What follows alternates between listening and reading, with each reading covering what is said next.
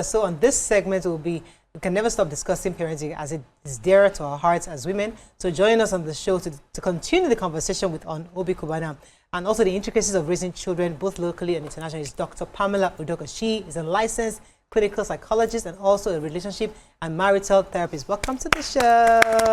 Thank you for having me. What an honor. Yes, we love women that come in pink hair. I'm sure we are not many. Thank you so much. There aren't a lot of you, but we're great to have you here. Thank you. So before you came in, we're discussing Obi Cubana, the fact that we didn't even know he had an adopted son. Nobody knew.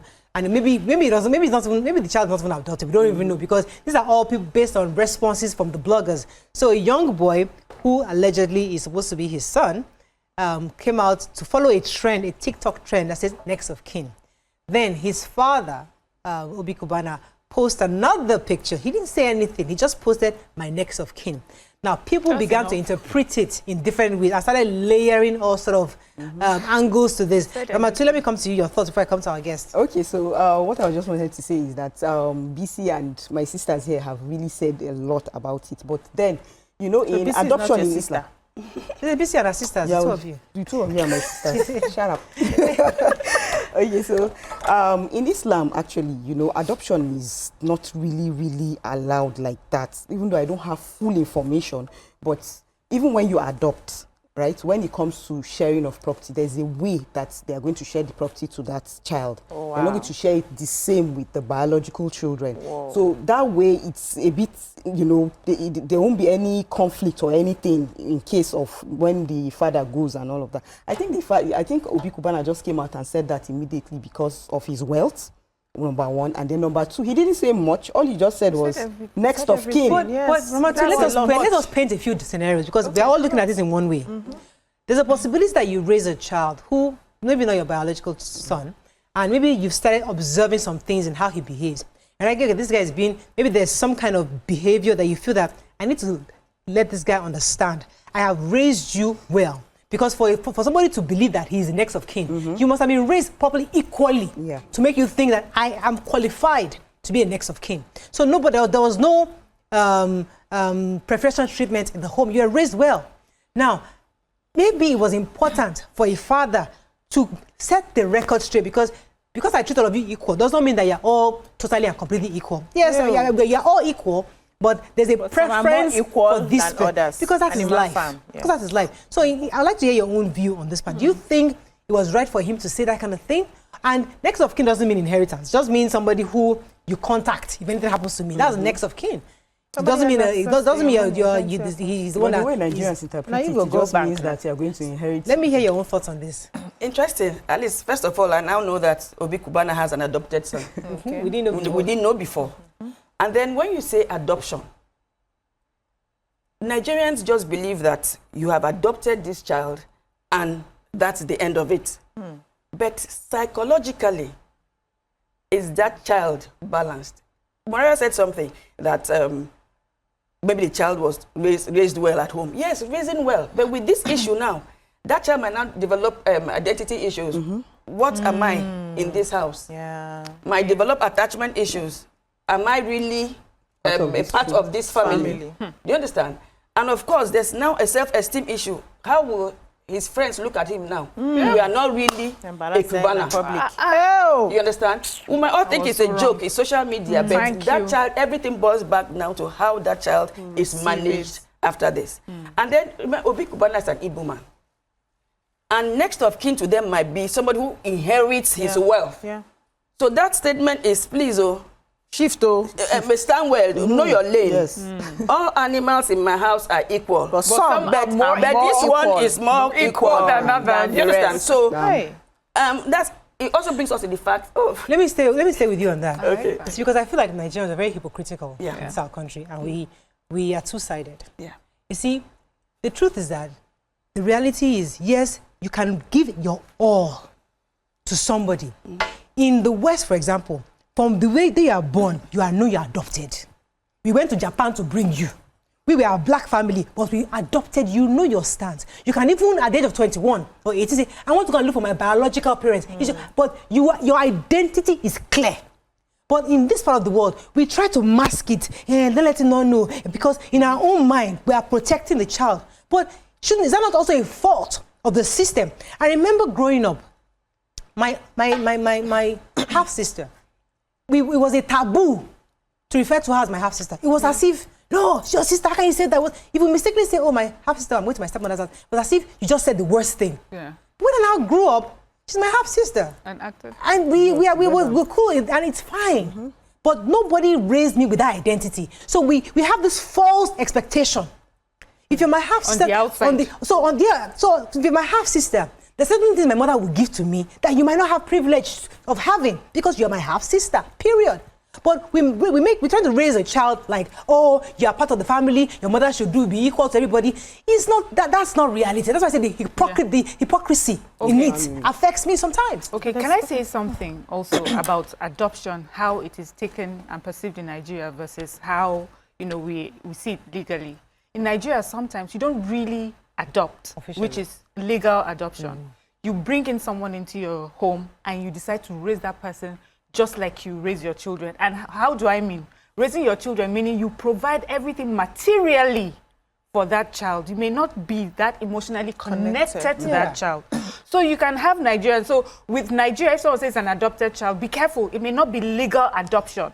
It may not be that I've legally adopted and this person is my blood now, So if that's the case, then I see why he would want to separate it. But separating it still on social media, for me, that was a no-no.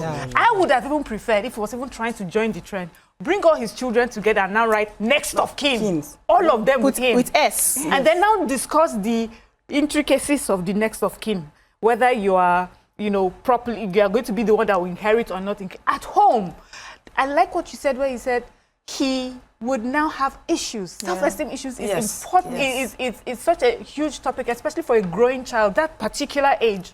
You have presented yourself amongst your peers as somebody, attached to somebody. And then that person that you have attached yourself denies you, comes to the public and denies you. He may not show anything to them physically today, but they have sown a seed. But that man did not deny him. Let me come to you. He did not deny him. He just put a picture, says next of kin. He didn't. One of tomorrow, he puts a picture of another child and says next of kin. He didn't carry a placard that said, I deny you. But that sentence is denial. Loaded. It's denial. It's denial. It's very subtle, but it's there. It will affect that child. No matter how we want to glamorize it on social media, it will affect the child. In other words, I'm in this family, but my birth position is blurry. Now I know. So I have to maintain It's very short. Let me add. Do you know there are some people who come, they are in your house, they are like your cousins and things like that. And then when they go out, they say, our father's house. Even they already know that they are not your biological. But even when you come out and say, no, this one is not is my cousin, you already make them feel like, oh, okay, so you don't love me the way that I love you. That's why I keep saying the hypocrisy. Why don't we break it down? Let people know where you start from the beginning. And you accept it. No, listen, we have a culture here. Most of these things, we are borrowing them. And even though we borrow, we still infuse our culture one way or the other. And that's why we sit here every morning to have conversations on how we can become better people. Now we're now listening and hearing that, okay, if I adopt, it's not a bad thing to actually tell this child at a certain age that you were adopted if you want to go through that route, right? But even before you start telling the child you were adopted, your family members who are not privy to all this sort of information or who don't care will always whisper you are not our blood. Most of these children know already that you are not, I'm not your blood, even before you open your mouth to say it, right? Because their family members watch the dogs who are there, watch you, making sure that our inheritance stays within the confines of our blood. Exactly. They are mothers. I'm telling you, mothers, eyeing them. Why are you people playing together like that? You have that space. We have them already. But we're saying that, for me, I believe that when it comes to adoption, right? Because you are taking, depending on the age that you take the child, you are taking this child, a vulnerable child who will look up to you. There was a video I saw yesterday where all these Oyibo people, they will post, when they say the daddy is coming, babies, they will throw away their food, daddy! I sat down and it dropped on me like, the role of a father in every child's life is very pivotal. Now, what is most painful is when the father now becomes the predator. See how these kids will drop everything they have. Daddy! Even with their diaper, they will drop it, daddy! When that person who's supposed to give you that security and that nurture becomes a predator, it damages the child for the rest of the child's life. You know, it just came to me. And I'm saying that you have brought this child in, maybe at 6 months or 2 years, the child knows nobody but you. And why we don't open our mouth to say you are adopted is that it changes something in the child's psyche. Because children are innocent. You play with the other children, assume that we are all the same. This is our daddy. This is my dad. Let me give you a typical example. So when I came to Lagos to stay with my mom and my stepfather, because my parents were separated, I had an altercation with my younger sister, who is my half-sister, in her father's house. I was this one that came, you know. And there was something that man did that made me respect him. We're dragging room. So one of the eldest had married and left the house. So the room was supposed to be the next person according to age, because we're mostly girls in the house. And it was my turn to move into the room. And this, my younger, I too savvy sister, I'll call her name Bimbo, we're very close now, said no, that she was going to share the room with me. I said no. When the elder sister was here, she had that room. That's like the finest room, girls' room. She had that room to herself. So it's my turn to have that room to myself. I was not this man. The man was sitting in the parlor with my mom when we were having this altercation. He did not say a word. He did not say, oh yeah, it's not your house. It's not your, I had that room. And you know the respect I gave to this man till he died, because he made me feel like you are my child. You are under my roof, you are my child. I'm not saying he should have shared his property to me, but he shouldn't call me out to tell me, I'm not sharing my property to you because I'm not. Simple as that. Yes, because I am not your father. He can share the property without anybody's knowledge. When he passes, you just say they did not call your name, and that's fine. But the fact that he allowed me in his house to claim that this is my right, and he allowed it as all of you are going, all of you are children, it gave me a form of confidence and self-esteem. Not to talk of something as big as next of kin. I get that, and I really hope you can understand where I'm coming from. It's important for us to push this issue of full disclosure. You knew where you stood when that happened. You knew you're coming from outside. No, but you're not. You are aware. Yes. I was a teenager. I was aware of your position. Yes. So a lot of people are raised to think they are part of the family. Before family members tell you, whisper in your ears that you're not our blood. Hey, wait, I was aware. That's a problem. Can I add something? I was aware, but I was a teenager. So if I was that aware, I won't do that fight now, because I already know it's not my house. So what do you think? The fact that you knew that was not your house.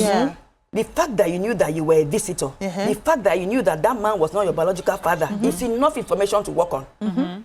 Because you were aware of the information, you could now try to demand for your right based. It wasn't on my your right age. as far as I'm concerned. You are trying to demand for it. No. Okay, you know how the fact that nobody said or he didn't say don't go there meant that he too accepted the fact that you were the daughter. If you were intimidated or if you didn't have the information, you would have cowed that, you would have taken over. Okay, so I think you had confidence in the fact that you were seen as a child in the house. Even though you were aware of everything, but you had confidence that I would be treated as my siblings. That was it. The confidence in knowing that you are loved and you are accepted. That was what happened. But Ramatu, if you're not accepted, Ramatu, jump in here. Go ahead, Ramatu. Okay. Yeah, so I think what I basically think is we adults be prepared. If you know you are going to adopt, you should be fully prepared for it. For example, some years back, I actually wanted to adopt because I had 2 girls. I have 2 girls and a boy, and I felt I wanted another boy to pair up with my son. So I sat down deeply. I went to an orphanage in Kaduna there. I saw the boy, handsome, everything, and I was like, let me go ahead and do this. Discussed with my husband. My husband was like, oh, that's fine if you want to do that. Because I wanted to just give back. You know, I'm so grateful, you know, and I was like, let me just do this. At some point, I sat down and, you know, thought deeply inside me, and I was like, look, am I going to treat him fairly? Will I treat them equally with my kids and all? Will they go to the same school as my child and all of that? I asked myself a million times. At the point, I now decided that no, I don't think I'll be able to do it, and I don't want to be in that kind of situation. And I left it. Interesting. I left. Okay, now let me paint this, and I want us to look at this from a different scenario. Because I'm hearing somebody just send a message that there's a possibility that he didn't officially adopt this child. That his parents had passed on, and he took this child in as a son. Somebody just said that here. His parents died, and he took him in. Now, is it possible is it possible? I take you in as my son. I give you everything because and I raise you equally. If I didn't raise you equally, there's no way you have confidence to go on TikTok and call yourself next of the king. I must have treated you. I must have treated you just like my other kids. King of England. Now I do that. Is there a possibility that I as a parent, I am noticing that this boy is behaving to be overzealous in certain areas, thinking that because he's the oldest, he's somewhat taking advantage of this. Can I put a spanner in that your analogy? Can I let's say you have adopted a child, and as the children are growing, the adopted child is showing behaving better, showing promise. Your own child, because they believe I am the next of kin, I'm the one that is meant to start misbehaving. That sounds so like Hollywood and Nollywood. No, that's real life. That's even more real than anything. That's the expected scenario where this child is supposed to be now the good boy and the one the biological. I'll let you come in here. Okay. Usually when we watch movies, the adopted one is the one that is such a good boy. The biological ones are the tyrants. We get that. I'm flipping that. I'm flipping it. I'm saying the adopted one might not be the good one. It might be such that you have to put him in check. That bros, let me remind you, you're not my name. I'm not saying that's what Obi Cubana is saying. I'm just saying let us look at it from different perspectives. Different ways of it. So that's panel, that's panel, if you can just, that's panel that I said I put in. How would you, if you're saying to put a check so that this adopted child understands his place, how do you put a check on your child? If you were to be the one that now, the biological child, what would you do? Yeah. Your own child. Sorry, ma'am. How would you handle that? No. Maybe. Let me Now I have to go on a break. I'm sorry. Okay. I'm sorry. I have to go on a break. We'll be right back.